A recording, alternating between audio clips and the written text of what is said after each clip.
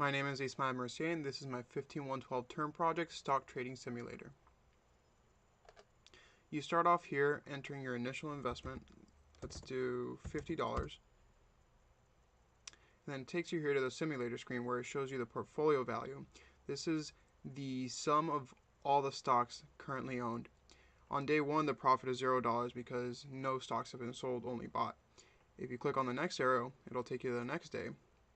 So what it does is that it goes through a whole bunch of data collected from Yahoo's Finance API, and it compares data for each day, and using my algorithm, it gives a score for each day for each company, and then it ranks them upon the score and sees if it can afford it given the total investment.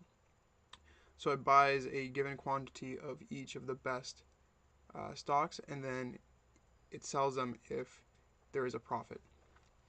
So you can continue to go through the simulation, and if you want to do, for example, 100 days, instead of clicking 100 times, you can enter that here and it'll run the simulation for 100 days. Now the issue is that if you realize you don't want to wait 100 days and you only want to see, for example, for 10 days, you can wait until the 10 days and then just stop it.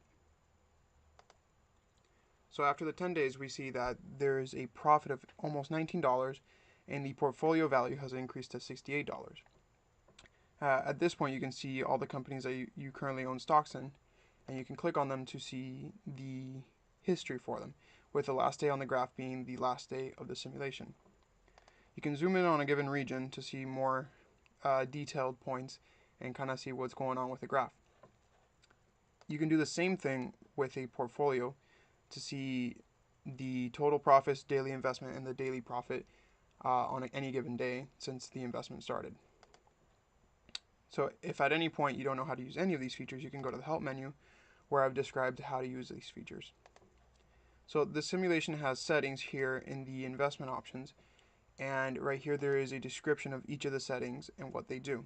So for example, if we want to decrease the profits that are reinvested, we can move this over here and run the simulation again. Let's do it for 10 days.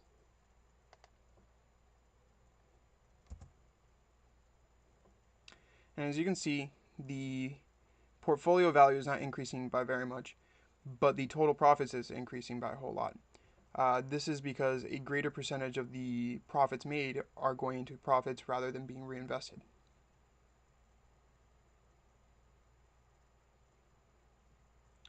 So at the end of the 10 days, you can go here and check again to see what happens.